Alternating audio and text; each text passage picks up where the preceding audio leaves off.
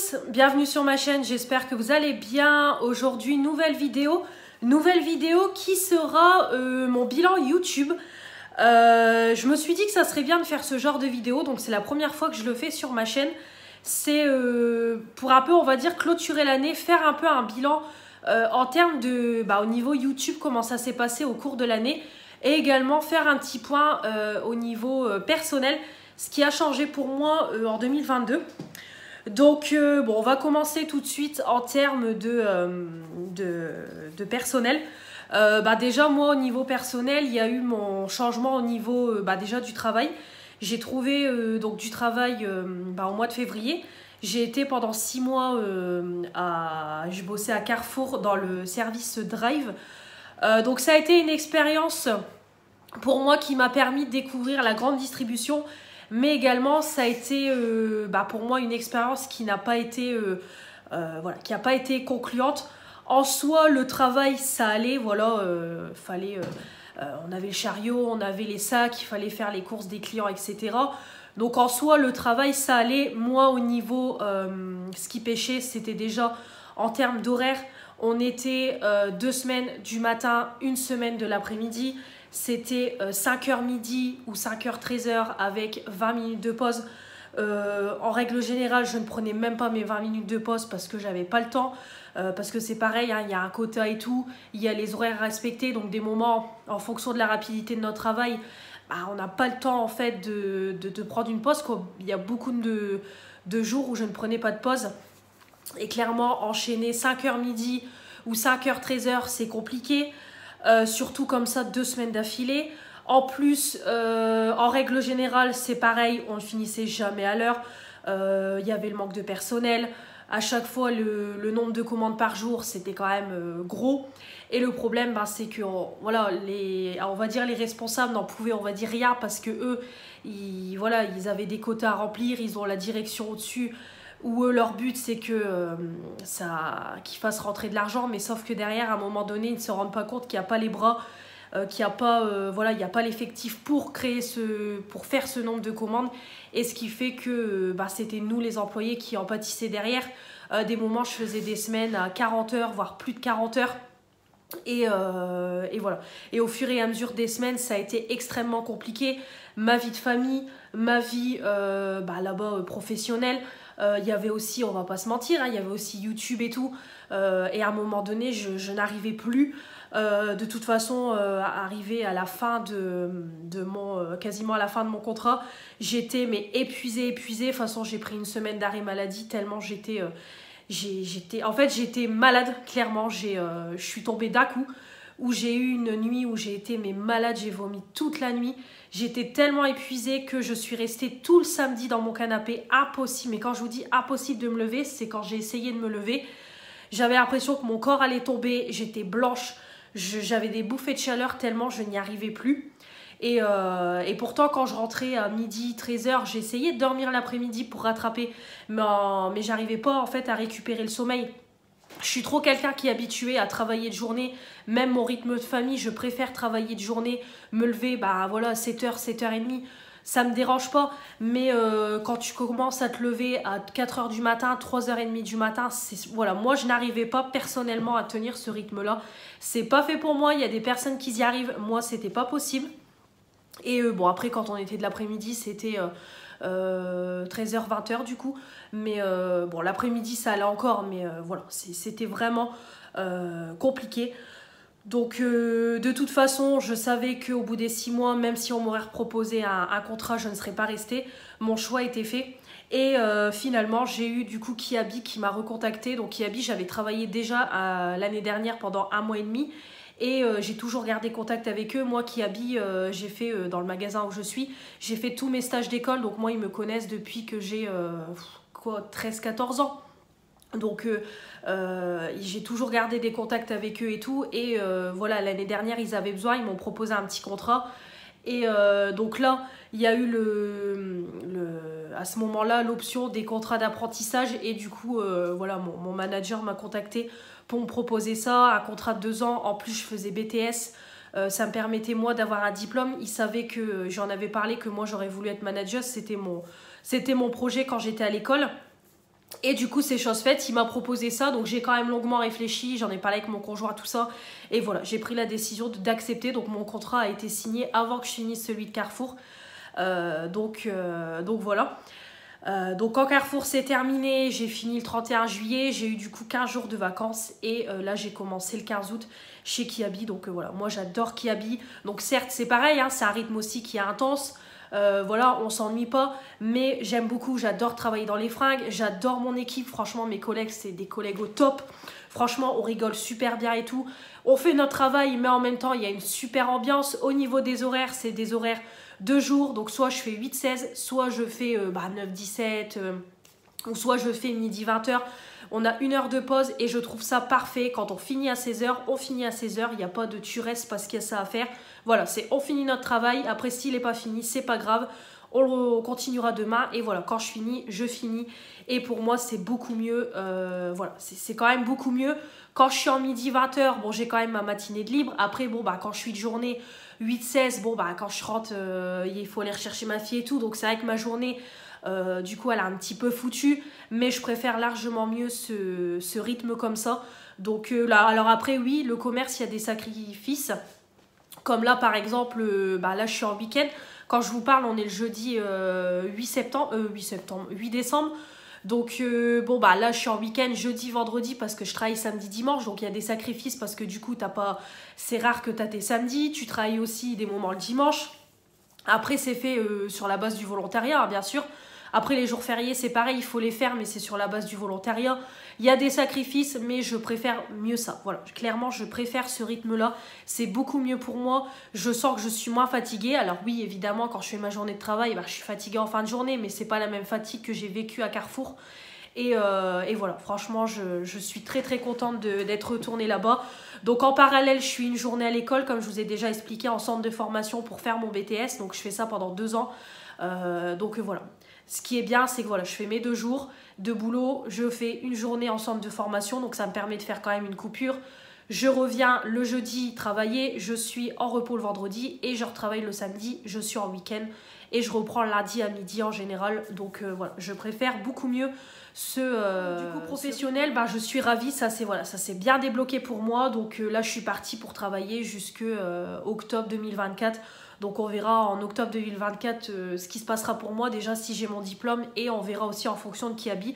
Voilà, au niveau de Kiabi, je ne ferme pas la porte à voir ce qu'ils pourraient me proposer. Et voilà, après en sortant du centre de formation, je ne me vois pas direct être manager, tout ça. C'est quand même, c'est quand même on va dire un poste assez important avec avec quand même pas mal de charges de travail, gérer une équipe et tout, c'est pas rien.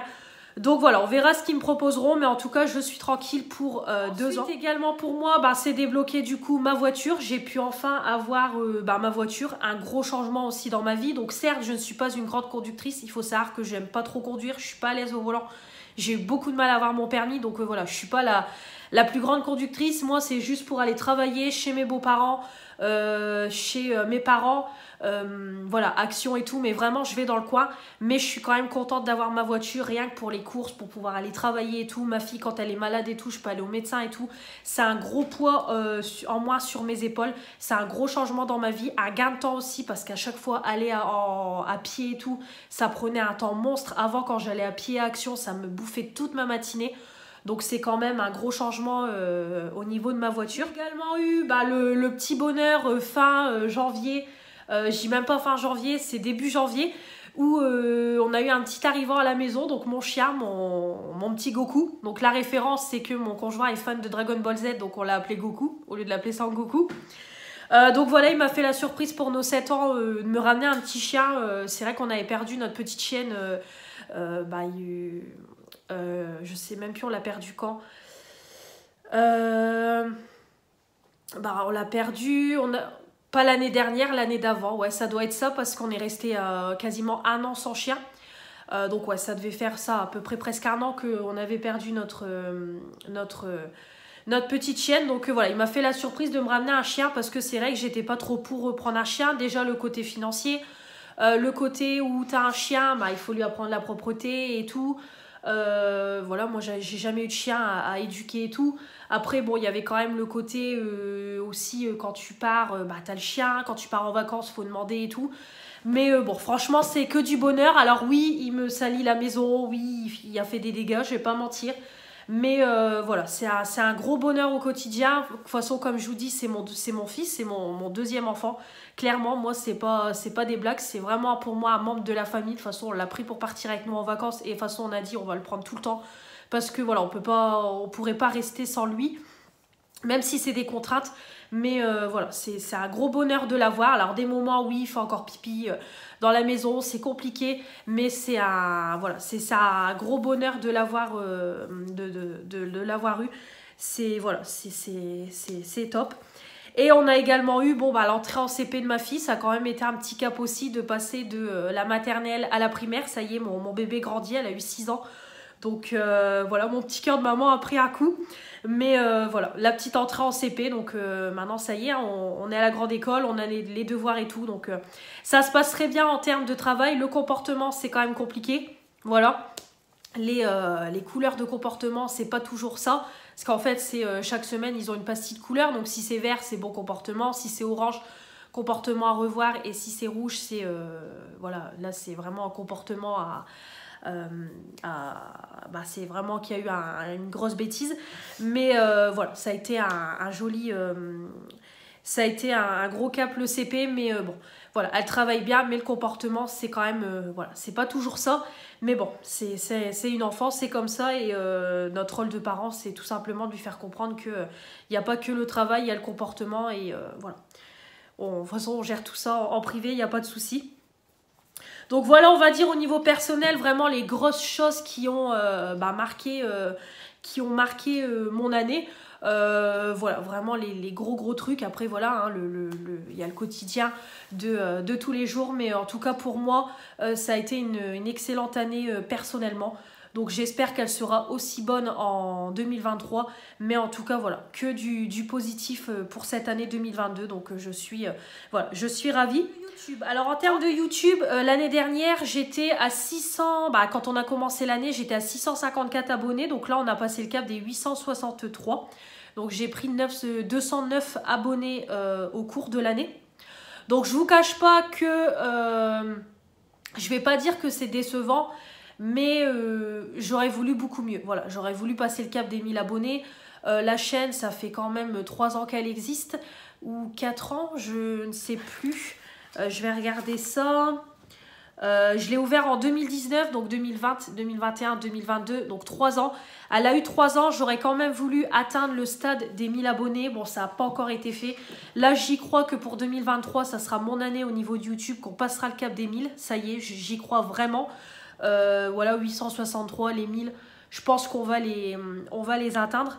Là, bon, je vois quand même que la chaîne progresse parce que là, étant donné que je filme des vidéos, je mets des vidéos quasiment tous les jours, on voit que la chaîne, elle évolue. Le nombre d'abonnés augmente tout doucement, donc je vous remercie déjà beaucoup.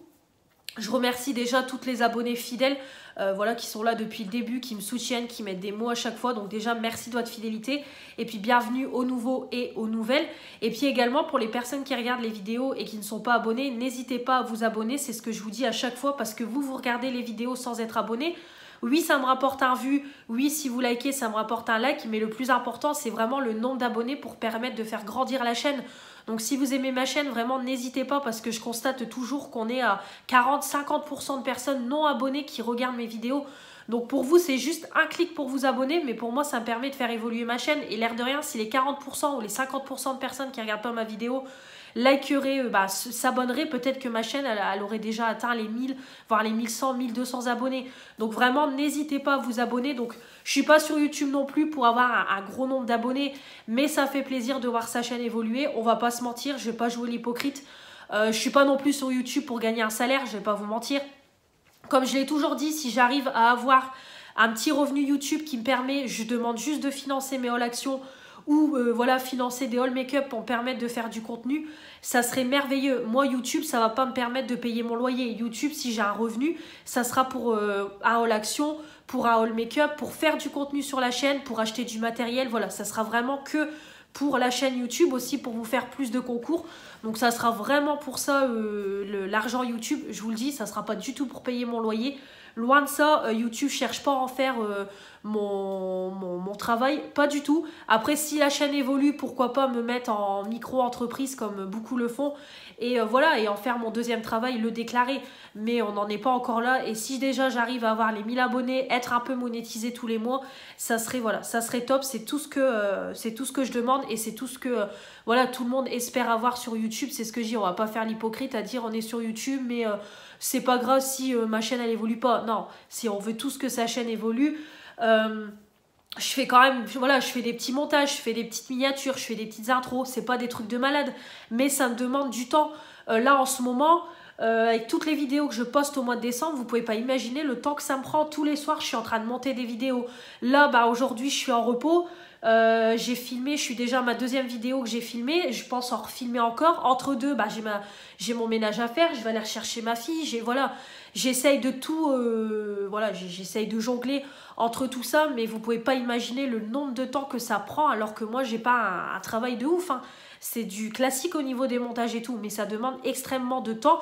En plus, moi, c'est quand même une chaîne où je fais pas des vidéos de 10 minutes, 15 minutes. Comme vous voyez, c'est toujours des vidéos de minimum 20 minutes, voire plus de 20 minutes. Donc, ça me demande aussi ça me demande quand même énormément de temps. Donc, c'est sûr que ça fait plaisir quand on voit que sa chaîne évolue.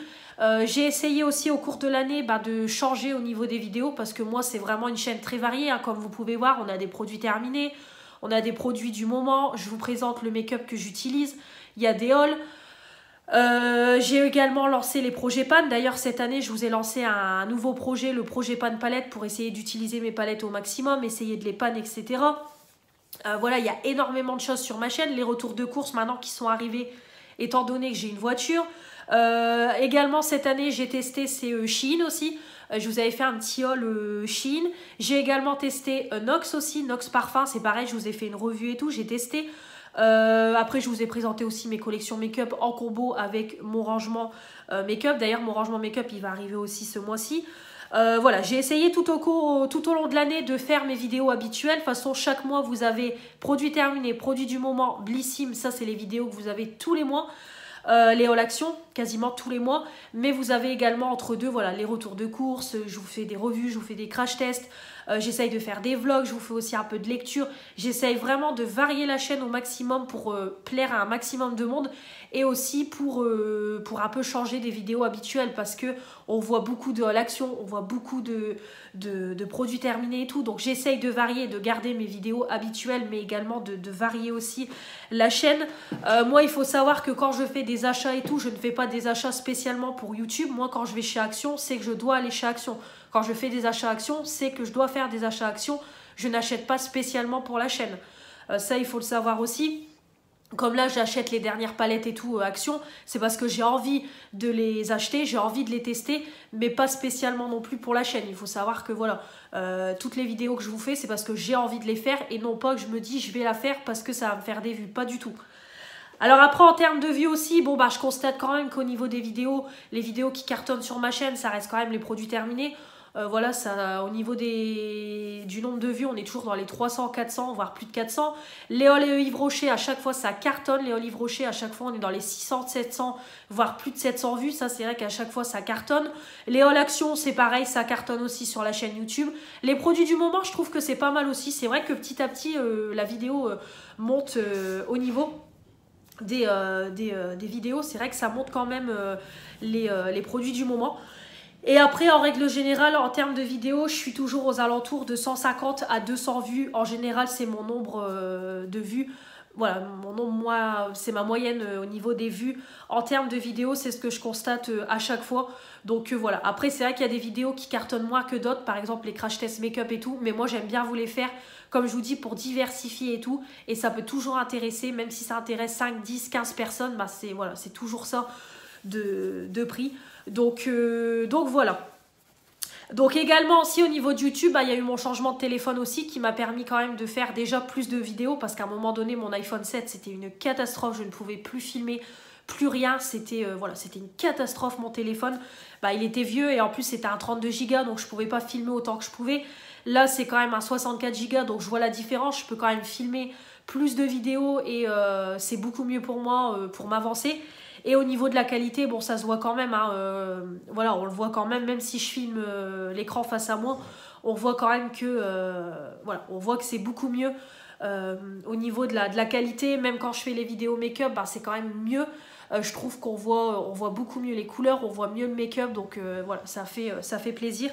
Le bilan, donc j'ai quand même beaucoup parlé, mais je me suis dit que ça serait bien de faire cette petite vidéo pour un peu clôturer cette année, hein, voilà, tout simplement. Donc dites-moi un petit peu vous aussi votre année 2022, si elle a été positive ou si ça a été négatif. Dites-moi un petit peu tout ça, et puis de toute façon je vous souhaite que le meilleur tout au long de cette année 2023, même si bon, on n'est pas encore en 2023. Je ne sais pas encore moi là quand je vais mettre cette vidéo là, mais bon, je vous souhaite déjà par avance plein de belles choses pour 2023. J'espère que pour moi aussi ça sera aussi bien qu'en 2022 en termes de personnel et en termes de YouTube. J'espère aussi. Donc voilà, j'espère que cette vidéo vous aura plu. Je vous retrouve très prochainement. On s'abonne comme toujours pour faire agrandir la chaîne, les pouces bleus pour me dire que vous avez aimé cette vidéo et la petite cloche pour ne rien louper de ce qui va arriver prochainement. Je vous embrasse bien fort et je vous dis à la prochaine. Salut!